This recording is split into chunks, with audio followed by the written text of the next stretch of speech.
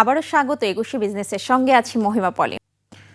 ১৫৩০ কোটি টাকা লেনদেনের মধ্য দিয়ে আজকে ঢাকা স্টক এক্সচেঞ্জের লেনদেনের সমাপ্তি হয়েছে। সূচকের উত্থান ছিল এবং বাজারের গতি যদি বলি, আপনার লেনদেনের পরিমাণ দেখে আপনারা বুঝতে পারেন যে আজকে বাজারের কেমন অবস্থান ছিল।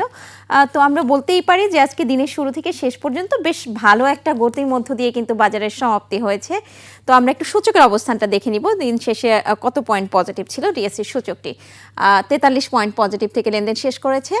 ৫,৭৮৭ পয়েন্টের সূচকের অবস্থান রয়েছে এবং লেনদেন হওয়া প্রতিষ্ঠানগুলোর মধ্যে যদি একটু দেখি যে কয়টি প্রতিষ্ঠানের শেয়ারের দর বেড়েছে, সেই জায়গাটাতেও আমরা দেখতে পাচ্ছি বেশিরভাগ প্রতিষ্ঠানের শেয়ারের দর বেড়েছে ১৮৭টি, দর হারানোর সংখ্যা রয়েছে ১৪৮টি এবং অপরিবর্তিত প্রতিষ্ঠানের সংখ্যা দেখছেন ৫৪টি। তো টার্নওভার যেটা বলছিলাম যে ১৫৩০ কোটি টাকা লেনদেনের মধ্য দিয়ে আজকে লেনদেনের সমাপ্তি হয়েছে ঢাকা স্টক এক্সচেঞ্জে। তো দর্শক, পুঁজিবাজার নিয়ে আরও বিস্তারিত জানতে এখন আমরা কথা বলবো পুঁজিবাজার ও কোম্পানি আইন বিশেষজ্ঞ ও সুপ্রিম কোর্টের জ্যেষ্ঠ আইনজীবী ব্যারিস্টার এম মাসুমের সঙ্গে। আপনাকে স্বাগত আমাদের আজকে অনুষ্ঠানে। আপনাকে ধন্যবাদ।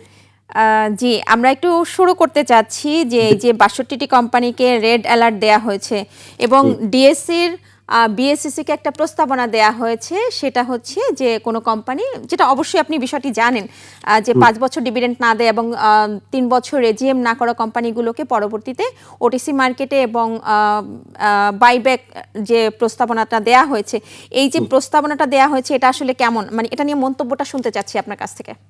ধন্যবাদ আপনাকে। আসলে যদি ওভারঅল আমি যে সিচুয়েশনটা দেখি যে ডিএসসির এই মুভটা অনেক পজিটিভ এবং এটা হওয়া উচিত ছিল সব সময়।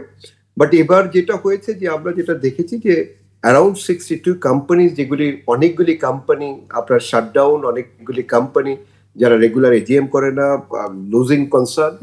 এখানে যেটা হয়েছে, আমাদের যে আইনটা আছে ডিএসসি লিস্টিং রেগুলেশন 2015 এর, এখানে আমাদের যে ডিলিস্টিং এর যে আইন, সেটা হলো যে রেগুলেশন 51 এন্ড 52। সেখানে স্পেসিফিকলি ডিএসসি যে কন্ডিশনগুলি নিয়েছে, যে এজিএম যদি ফ্যাক্টরি বন্ধ থাকে, যদি ডিভিডেন্ড ডিক্লারেশন না হয়, যদি কোনো ধরনের সিকিউরিটিজ লস ভায়োলেট করে, তখন এই ডিলিস্টিংটা করা হবে।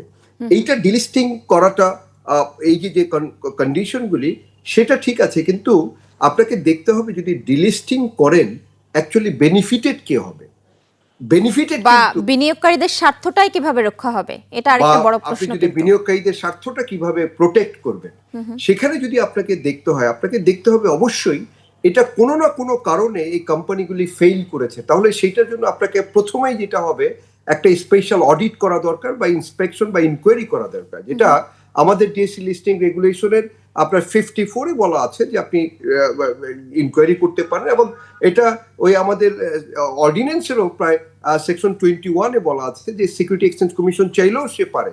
তাহলে একটা প্রপার ইনকোয়ারি করতে হবে এবং ইনকোয়ারি করে দেখতে হবে যে এখানে কোনো স্পন্সরদের লুট করা বা স্পন্সরদের কোনো কনফ্লিক্ট, মানে কারণে যদি এটা হয়ে থাকে, তাহলে স্পন্সরদেরকে আপনাকে লায়াবল করতে হবে। তাহলে স্পন্সরদের লায়াবল করতে কি হবে, আপনাকে অবশ্যই তাদের এগেইনস্টে ক্রিমিনাল অ্যাকশনে যেতে হবে, যেটা সেকশন 17 এবং আমরা সেকশন 24-এ যদি দেখি অর্ডিন্যান্স 1969-এ, যেখানে 5 ইয়ার্স ইমপ্রিজন প্লাস 5 লাখ টাকা মিনিমাম পর্যন্ত। তাহলে তাদেরকে আপনি প্রথমে অপশন দিবেন যে আইদার ইউ বাইব্যাক, যেটা বাইব্যাক আমাদের ওই রেগুলেশন 52-তে আছে, যে ওয়েটেড অ্যাভারেজ প্রাইস অথবা লাস্ট ট্রেড প্রাইস অথবা ন্যাভ অনুযায়ী।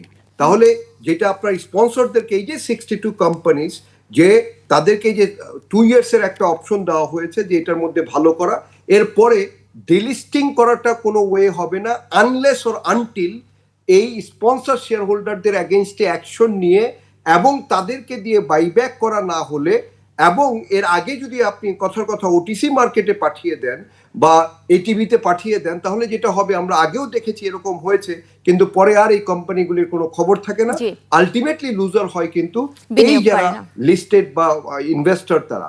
তাহলে আপনাকে যেটা করতে হবে, এই আইন অনুযায়ী আমাদের যে লিস্টিং রেগুলেশন 2015-এ, সেখানে কিন্তু রেগুলেশন 77-এ এইটা যখনই তারা এই লিস্টেড হয়, তারা কিন্তু একটা আন্ডারটেকিং দিয়ে আসে অল স্পন্সর ডাইরেক্টর এবং ডাইরেক্টররা, যে তারা সমস্ত আইন মেনে চলবে এবং এই যে এটাকে প্রপারলি রান করবে।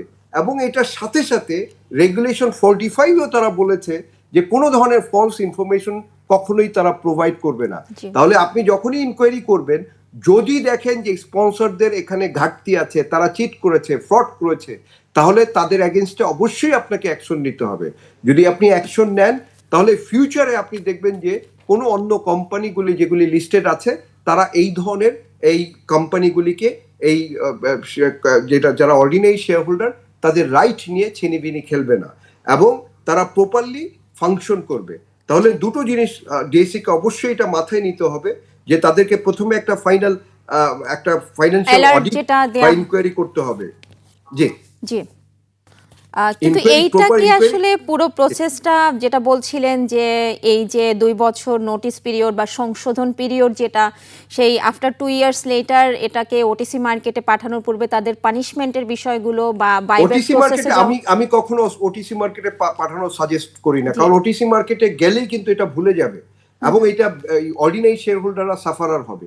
আপনাকে এই মার্কেটে রেখেই যদি তারা না পারে, তাহলে আপনাকে মার্জার করাতে হবে, আদারওয়াইজ আপনাকে কোম্পানি অন্য ইন্ডিপেন্ডেন্ট ডাইরেক্টর ইনভলভ করতে হবে, বা অন্য যারা স্ট্র্যাটেজিক পার্টনার হিসেবে আসবে তাদেরকে ইয়ে করতে হবে। মানে আপনাকে এই কোম্পানিগুলিকে অ্যালাইভ রাখতে হবে, তাহলেই শেয়ার হোল্ডাররা বেনিফিটেড হবে। আপনি যদি ডিলিস্ট করে দেন, তাহলে বেনিফিটেড হবে কিন্তু এই যারা স্পন্সর শেয়ার হোল্ডার, যারা এখানে ধরেন ফ্রড করেছে, অথবা এখানে যারা ধরেন যাদের কারণে এটা ফেল করেছে। তো এটা সবসময় যে ধরেন বিজনেস খারাপ হয়েছে সেটা না, এখানে অনেকেই ভালো স্পন্সর শেয়ার হোল্ডার আছে, যারা ভালো গুড রিজনের কারণেই হয়তোবা ফেল করেছে বিজনেস, বাট এখানে অনেকজন আছে যারা লুট করেছে। তাহলে আপনার তাদের এগেইনস্টে তো আপনাকে অ্যাকশন নিতে হবে। আপনি জাস্ট আপনার দায়িত্ব ছেড়ে দিবেন, তাহলে তো আর হবে না। তাহলে আপনাকে যেটা করতে হবে, অবশ্যই এটা একটা ইনকোয়ারি করতে হবে। এটা সিকিউরিটি এক্সচেঞ্জ কমিশনও করতে পারে আন্ডার সেকশন 21-এ, এবং ডিএসসিও করতে পারে সেকশন রেগুলেশন 54-এ। তাহলে এইটা ইনকোয়ারি হলে আপনি টোটাল জিনিসটা সিনিয়রটা চলে আসবে সামনে, তখন আপনি তাদেরকে নিয়ে অপশন দিবেন যে either you buy back, otherwise আমরা তোমার এগেনস্টে লিগেল অ্যাকশন নিব, যেটা ক্রিমিনাল অ্যাকশনও হবে এবং সিভিল অ্যাকশনও হবে। তখন তারা কিন্তু বাধ্য হবে যে এটাকে বাইব্যাক করার জন্য, অথবা তারা একটা অপশন বের করবে, যে অপশনের মাধ্যমে এটা হয়তো অন্য কোম্পানির সাথে তাদের মার্জার হবে, অথবা তারা টাকা ইনজেক্ট করবে, অথবা তারা